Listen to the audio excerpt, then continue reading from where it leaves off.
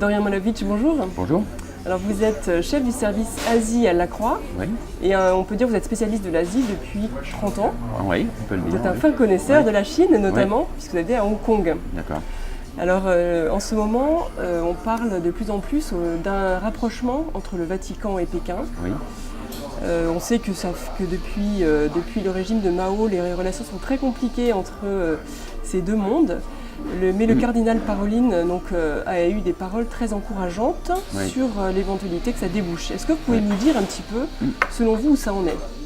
Alors, moi je commencerai par dire qu'avec l'arrivée de Xi Jinping, le dirigeant chinois au pouvoir en 2012, et l'élection du pape François au même moment, on arrive à avoir deux nouveaux acteurs qui ont commencé, l'un et l'autre, à reprendre langue mutuellement sur des nouvelles bases, parce que ce sont deux personnes nouvelles. Il y a un agenda du président chinois qui probablement est beaucoup plus volontaire pour se rapprocher du Vatican que les prédécesseurs. Et vous avez un pape François qui, je vous le rappelle quand même, est jésuite, qui est allé pas loin du Japon, qui a failli être missionnaire au Japon et qui est en Argentine, et pour qui le rêve chinois est très prégnant. Et donc, son approche à lui, le pape François, est très volontariste. Et je sais aussi que du côté chinois, vous avez une équipe dédiée avec le président chinois pour qu'un dialogue reprenne.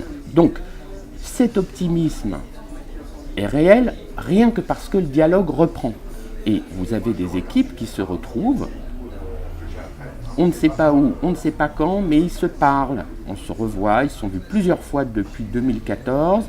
Donc le cardinal Parolin annonce que des choses avancent.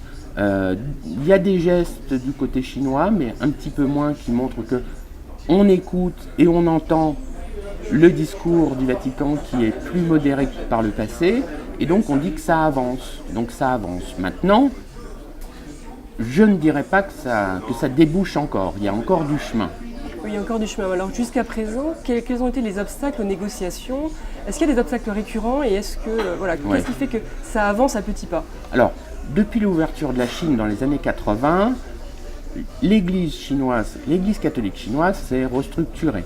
Les églises ont rouvert, les séminaires ont rouvert, vous avez eu des échanges avec l'étranger, des missionnaires français et européens et américains et asiatiques ont pu aller enseigner dans les séminaires chinois, des ordinations de prêtres, des prêtres chinois et séminaires chinois ont étudié en Occident.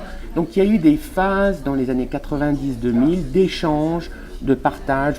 On croyait, et on croit toujours, que cette ouverture a permis une restructuration de l'Église. Pour autant, sur le plan diplomatique, donc là je change de braquet, c'est-à-dire dans la réalité en Chine, vous avez des églises, vous avez des prêtres, vous avez des religieuses, vous avez des enfants baptisés, vous avez des mariages. Donc il y a une vie catholique qui peut se vivre sans répression. Oui. Maintenant, sur le terrain, vous avez aussi toute une frange catholique qui a été marquée par la répression communiste et qui reste très dubitative et très suspicieuse du régime en place, et qu'on appelle église clandestine, église souterraine, comme on veut. Cette église souterraine, elle l'a été pendant longtemps. Aujourd'hui, elle est plus visible parce qu'en fait, on sait qui elle est et où elle est, mais ceci dit, elle ne se rattache pas au système officiel chinois, dans lequel il y a quand même des évêques qui sont en place, mais qui sont reconnus par Rome et reconnus par Pékin. Est-ce que concrètement, il y a plus de ponts qu'on ne croit entre ce qu'on appelle les deux églises qui n'en sont qu'une? Sur le terrain, en fait, il y a beaucoup de ponts. Oui. Il y a beaucoup de ponts, avec des exceptions, en fonction d'un diocèse où l'évêque aura été consacré de façon illégitime. Par exemple, vous en avez encore 8 aujourd'hui. Donc, la confiance des fidèles ou des prêtres envers cet évêque ne sera pas très solide et il sera marginalisé. Mais la nomination de l'évêque reste fondamentale et ça a toujours été un problème. Oui. Ça reste majeur. Deuxième petit problème qui l'est moins aujourd'hui, c'est la reconnaissance du Vatican de la République de Chine, autrement dit Taïwan. Ça a été le deuxième dossier aussi. C'était les deux dossiers avec les évêques. Mais Aujourd'hui, c'est moins un problème. Bon, il y a toujours les relations diplomatiques avec Taïwan. Les autorités religieuses à Taïwan savent que si il y a une relation qui s'établit entre Pékin et le Saint-Siège, ils la perdront. Ça, c'est acquis.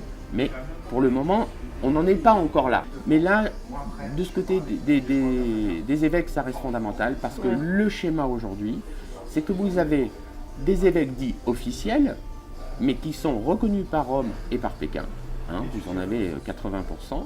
Et vous avez 20% qui sont illégitimes, c'est-à-dire qui ont été consacrés par les autorités politiques de l'association patriotique sans reconnaissance, même, je dirais, de Pékin. C'est-à-dire, on voit bien qu'il y a des forces, pas obscures, mais des forces de l'association patriotique, qui est quand même l'organisation politique qui dirige l'Église, qui sabote régulièrement ce qui se fait entre Pékin et le Saint-Siège. C'est-à-dire, ils ont des prérogatives, c'est une administration politique qui a des avantages, qui a de l'argent et qui aussi joue un rôle négatif dans les avancées.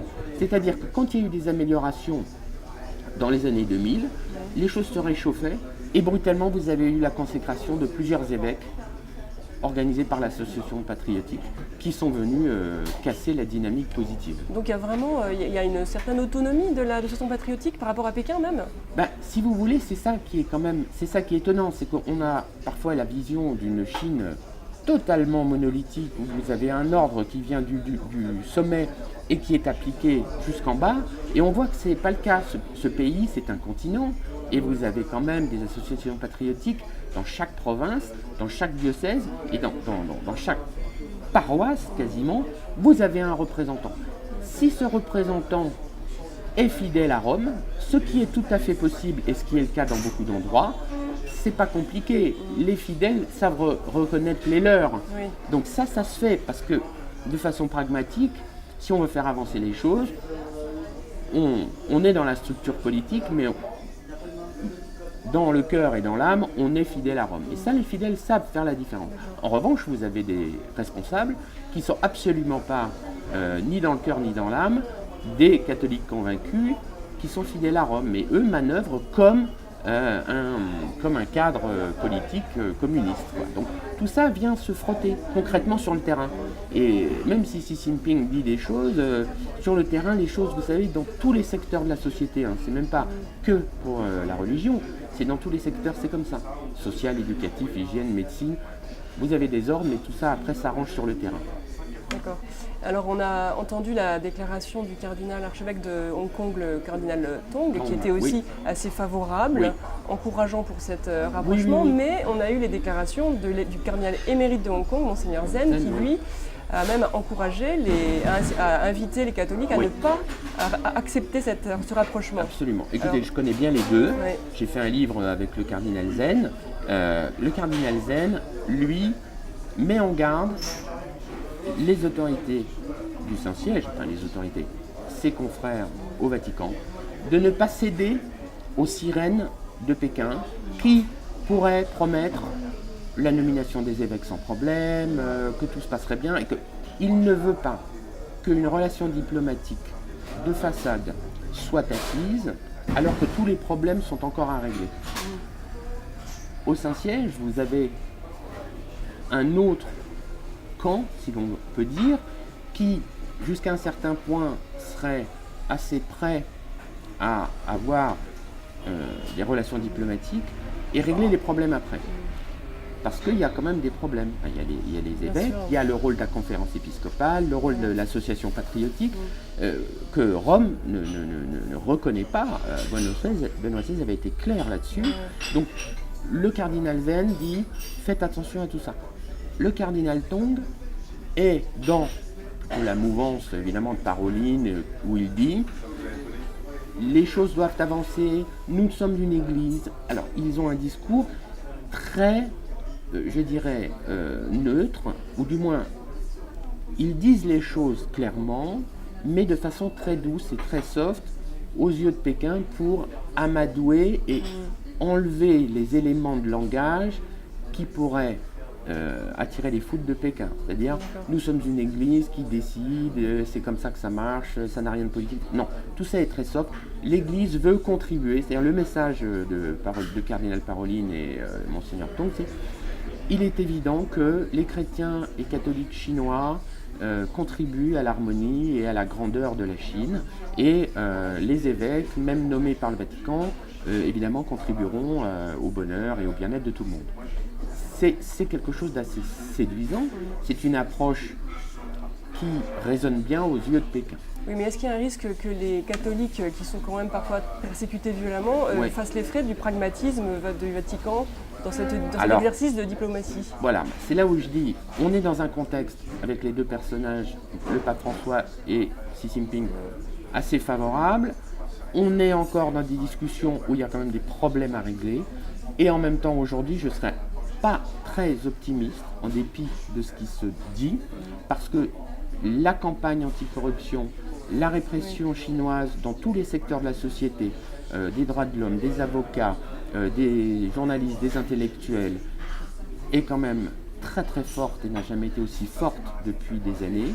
Et je ne vois pas comment, dans ce contexte-là, le Vatican pourrait accepter de faire des concessions majeures dans ce contexte-là, alors que rien ne serait gagné. C'est-à-dire, vous auriez un régime qui assouplirait les libertés d'expression, les libertés de se mouvoir, de penser, de réfléchir, de critiquer. Vous pourriez vous dire que le Vatican pourrait très bien se glisser dans ce mouvement. L'optique de Pékin est évidemment autre. Gagner la crédibilité d'une relation diplomatique avec Rome serait quand même un énorme cadeau que le pape François ferait au président chinois. Et là, dans le contexte actuel, je pense que beaucoup de catholiques en Chine ne comprendraient pas, des catholiques à Taïwan, à Hong Kong et dans le monde entier, dira mais pourquoi céder à un régime qui aujourd'hui n'a jamais été aussi féroce dans la répression de sa société en général, et même avec des éléments comme l'association patriotique qui dirige comme elle veut. Enfin, vous l'avez, dans le Zhejiang à Wenzhou, vous aviez eu un accord à l'origine où le vieil évêque officiel devait, au moment de sa mort, céder sa place au coadjuteur qui était adoubé par Rome et par Pékin, et au moment de se faire, il a été écarté, et un prêtre est là en ce moment en train de diriger un diocèse. Et ça, c'est une tentative de sabotage, comme vous dites, ça fait partie, voilà, subitement, et d'une procédure où est-ce que Pékin, les autorités supérieures, sont pas si au fait de comment fonctionne l'Église catholique en fait. La religion, pour eux, c'est quand même une structure très très méconnue. Alors il y a des spécialistes qui se sont mis au travail, mais on met ce prêtre, c'est comme ça, localement, ils peuvent justifier de le faire, et finalement, il n'y a pas quelqu'un qui tape du poing sur la table en disant maintenant l'association patriotique, vous n'êtes plus rien. La conférence des évêques, il faut que ce soit en adéquation avec ce qui est crédible, et l'association des catholiques de Chine aussi. Et ça, tant que vous n'avez pas une réforme de toute cette structure, c'est compliqué d'avoir une crédibilité aux yeux des fidèles. Oui. Alors, l'archevêque de Shanghai qui a été nommé il n'y a pas très longtemps, et qui, le jour de son ordination, a démissionné de l'association patriotique, et qui, quelques temps plus tard, a changé d'avis. Voilà. Alors, est-ce que vous pensez que c'est sous pression de l'association patriotique, ou est-ce que c'est aussi sous invitation légère de Rome pour éviter le clash? Qu'est-ce que vous en pensez? Alors ça, ce serait plutôt caricatural d'une méthode chinoise. C'est-à-dire, on l'écarte, on lui demande de se taire,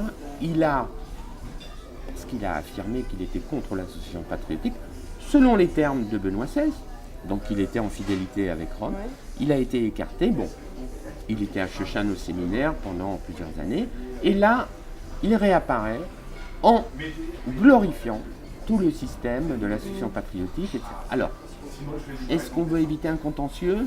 Bon, le contentieux, il existe déjà, mais est-ce qu'il veut est-ce qu'il joue un jeu comme son prédécesseur habile, Monseigneur Qin, de donner des gages au système officiel afin de travailler à l'intérieur de ce système comme l'avait fait son prédécesseur, c'est-à-dire, j'ai ce cadre-là, il faut que je me plie un minimum à ça, tout en essayant de faire autre chose pour le bien-être de mon diocèse et du rayonnement de l'Église.